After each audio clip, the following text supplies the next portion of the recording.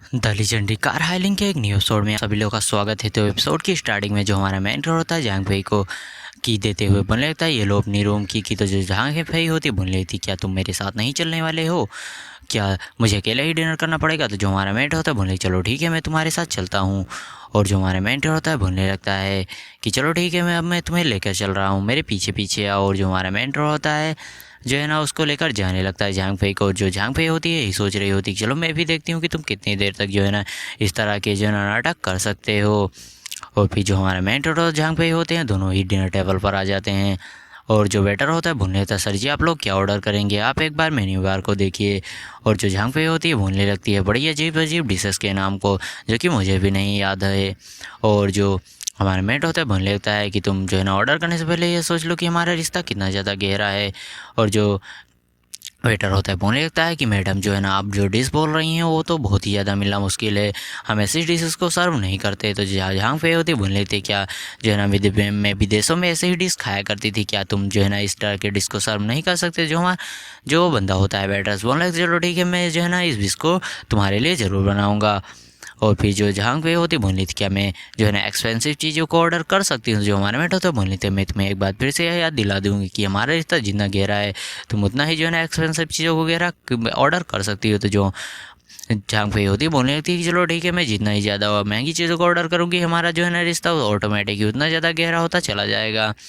और जो हमारा मेट होता है बोलने लगता है कि तुम्हें जो है ना कुछ ज़्यादा ही उम्मीदें लगा कर बैठी हो और तुम्हें जो है ना जो करना है वो करो। जो झांग फई होती बोलने लगती मैं तो एक्सपेंसिव चीज़ों को ऑर्डर ज़रूर करूँगी। और फिर जो बेटा होता है हमारे बेटे से पूछने लगता है कि सर जी मैं आपके लिए जो है ना वही चीज़ें लाऊँ जो कि आप रोज़ खाते हैं। जो हमारा बेटा तो बोल लेते हैं हाँ ठीक है तुम वही चीज़ें लाओ। और फिर जो झांग फई होती है बोल लेती है कि अरे ऐसा लगता है कि तुम यहाँ पर रोज़ ही आते हो। तो जो हमारे बेटे तो बोलते हैं हाँ मैं यहाँ रोज़ ही आता हूँ।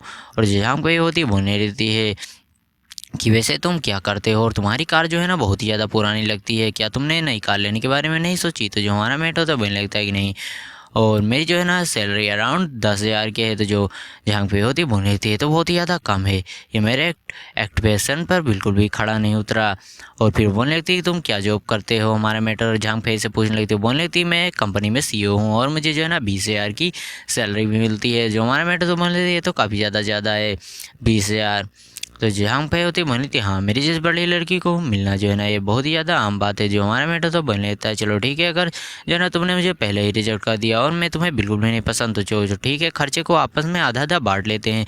जो सुनकर झांग फई होती बोल लेती है तुम क्या कह रहे हो, अगर डिनर पर लाए हैं तो जो है ना ट्रीट तुम्हें देनी चाहिए। जो हमारे बेटा तो बोल लेता है मैं ऐसा बंदा नहीं हूँ जो है ना दूसरों पर पैसा खर्चा करूँ फिजूली की, अगर मैं तुम्हें पसंद नहीं हो तो जो है ना तुम सिर्फ यही नहीं होटल का खर्चा खुद उठाओगी। जो जहाँ पे होती बोल लेती नहीं मेरे पास इतने ज़्यादा पैसा नहीं है। जो हमारा मेटर तो बोल लेता है मेरा जो है ना वो प्रॉब्लम नहीं है, मेरी चाची ने बस इतना कहा था कि जो है ना मैं तुम्हें तुम्हारे लिए सभी चीज़ों को व्यवस्थित कर दूं। और क्या तुम्हें नहीं लगता कि तुम्हें जो है ना अपने बॉस को फ़ोन कर कर यहाँ बुला लेना चाहिए पैसे के लिए। जो जहाँ पे होती बोली थी हाँ तुमने सही कहा, मैं अपनी जो है ना बॉस को भी बुलाती हूँ हेल्प के लिए। और फिर वो अपने बॉस को फ़ोन के लिए कर देती है हेल्प के लिए और बोल लेती है मेरे बॉस जो है ना अभी अपनी बेटी के साथ यहाँ आ रहे हैं। जो हमारा मेट तो बोले चलो ठीक है हम देखते हैं कि तुम्हारा जो है ना बॉस है वो कौन है।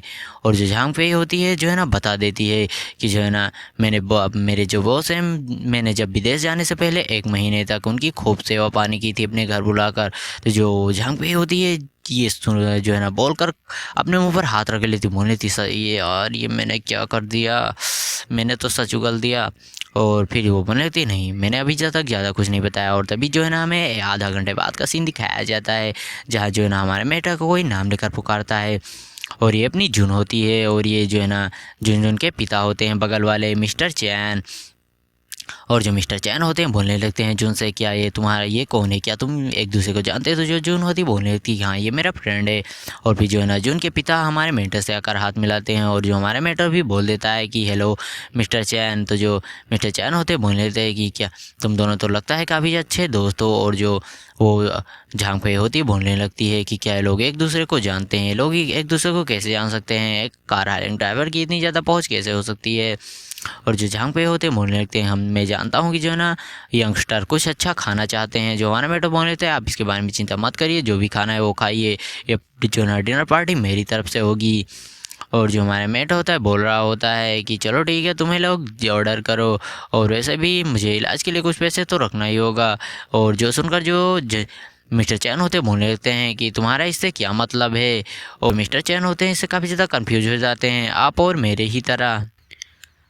द लेजेंडरी कार हाइलिंग के एक न्यू एपिसोड में आप सभी का स्वागत है। तो एपिसोड की स्टार्टिंग में हमारा मैटर जो होता है भूलने लगता है कि झांग फे ने मुझे पहले से बता दिया है कि तुम दोनों के बीच में क्या चल रहा है। और झांग फे तो कह रही थी कि बहुत ही जल्दी जो है ना वो तुम्हारी फैमिली को हड़प लेगी, क्योंकि उसके जो है ना वो तुम्हारे बच्चों की माँ बनने वाली है। जो सुनकर जो झांग फे होती भूलने लगती मैंने मेरे कहने का मतलब ये नहीं था। और जो अपनी झुनझुन होती है वो भड़क जाती है, और जो झांग फे है उसके चेहरे पर जो है ना वाइन फेंकते हुए बोलने लगती है कि तुम्हारी हिम्मत भी कैसे हुई ऐसे करने की। अगर तुम ऐसा ही करने चाहती हो तो इस बूढ़े आदमी के साथ शादी करो, और जो है ना तुम्हें फैमिली का हिस्सा चाहिए तो वो भी ले लो। मैं वादा करती हूँ कि मैं आज के बाद जो है ना तुम्हारी फैमिली में कब पलट कर कभी भी नहीं आऊँगी, और तुम्हारी फैमिली से मुझे कुछ भी नहीं चाहिए। और वो हमारे मेटर साथ ये बोलकर जाने लगती है।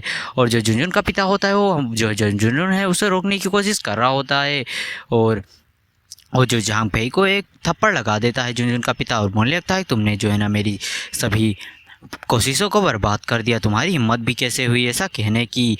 और जो वो भी वहाँ से जाने लगता है, और जो झांग फे होती है बोलने लगती है कि जो है ना रुक जाओ, मेरे पास पैसे नहीं हैं, कृपया यहाँ का बिल भर कर जाओ। और फिर हमें पार्किंग लॉट का सीन दिखाया जाता है जहाँ जो उसका पिता आ जाता है और बोलने लगता है कि झुनझुन रुक जाओ, तुम कहाँ जा रही हो। लेकिन पीछे से जो झांग फे होती है वो आ जाती है, और जो वेटर होता है वो भी आ जाता है। बोलने लगता है सर जी पहले आप लोग बिल पे करिए। और जो झांग फे होती है बोलने लगती है कि प्लीज़ तुम जाओ। और जो झांग फे होती है वो जो है ना झुनझुन के पिता से आकर चिपक जाती है और बोलने लगते हैं कि मत जाओ। और फिर हमें दिखाया जाता है हमारे मेन कैरेक्टर को कार में, जहाँ जो झांग फे जो झुनझुन होती है काफ़ी ज़्यादा रो रही होती है और बोल रही होती है कि मैंने सोचा था कि मैं घर जाकर जो है ना अपना दादी से मिलूँगी और अपने सभी गिले शिकवे दूर कर लूँगी, लेकिन ये लोग तो इन लोगों का कुछ अलग ही चल रहा है। जो हमारा मेन कैरेक्टर होता है बोलने लगता है कि तुम्हें उन लोगों के बारे में चिंता बिल्कुल भी नहीं करनी चाहिए। अगर तुम्हारा जो है ना उसमें आधा हिस्सा है तो तुम्हें अपना हिस्सा ज़रूर लेना चाहिए, नहीं तो उन औरतों के लिए बहुत ही बुरी बात होगी जो कि गर्भ से जीती हैं। तो जो झुनझुन होती है बोलने लगती है हाँ तुम सही कह रहे हो, मैं जो है ना अपना आधा हिस्सा ज़रूर लूँगी कंपनी में जो कि मेरी मॉम का है। और चलो अब हम चलते हैं। तो जो हमारा मेट होता है बोलने चलो ठीक है मैं तुम्हें घर पर ले चलता हूँ। और फिर हमें दिखाया जाता है जो झुनझुन के दादा और दादी, और वो दोनों बात कर रहे होते हैं कि जो है ना कितने दिनों बाद तुम एक जंगली लड़के को घर लेकर आई हो झुनझुन। तो जो झुनझुन होती है बोलने लगती है कि मुझसे तुम लोगों से कोई भी मतलब नहीं है, मुझे जो है ना अपना हिस्सा चाहिए प्रॉपर्टी में। और जो तुम्हारा बेटा है वो एक जवान लड़की को बहुत ही जल्दी घर लाने वाला है तुम्हारी बहू बनाकर, और वो तो उसके बच्चे की माँ भी बनने वाली है। जो सुनकर जो दादा दादी होते हैं काफ़ी ज़्यादा खुश हो जाते हैं, बोलने लगते हैं वाह क्या बात है, हमें अब जो है ना अपना एक उत्तराधिकारी मिलने वाला है। और जो जुन होती है बोलने लगती है कि सच में मैंने इन लोगों को कितना ज़्यादा अच्छा समझा था, ये तो लोग काफ़ी ज़्यादा बेकार हैं। और जो उनके दादा होते हैं झुनझुन के, वो बोलने लगते हैं कि अगर जब तुम्हारा एक भाई पैदा होने वाला है तो हम तुम्हें एक घर और 1 मिलियन देंगे, और इसके बाद तुम वादा करो कि हमारे जो है ना ज़िंदगी में कभी भी लौट कर वापस नहीं आओगी। जो झुनझुन होती है बोलने लगती है नहीं, मुझे जो है ना मेरी माँ की जितनी भी संपत्ति है वो चाहिए, और उसके सिवा जो तुम्हारा है उसमें से मुझे 1 रुपया भी नहीं चाहिए। जो झुनझुन के दादी होती हैं बोलने लगती हैं कि तुम्हें क्या लगता है कि जो है ना 10 साल पहले ही मर गया, उसके लिए उसके पास कुछ होगा। तो जो झुनझुन होती बोलने लगती है कि तुम्हारे ये कहना कि हिम्मत भी कैसी हुई, मेरी मदर के पास बहुत ही ज़्यादा पैसा था और वो आधी कंपनी की मालकिन थी। जो दादी होती बोलने लगती हैं कि तुम्हें कुछ भी नहीं मिलने वाला है, तुम्हें जो करना है वो कर लो। और जो हमारा मेन कैरेक्टर होता है बोल रहा होता है कि चलो ठीक है इन लोगों से बात करने का कोई मतलब नहीं है, हम एक लॉयर करते हैं। तो जो दादा होता है बोलने लगता है अगर तुम्हें लॉयर के ही करना है तो वो भी करके देख लो, और इससे कुछ भी नहीं होने वाला है।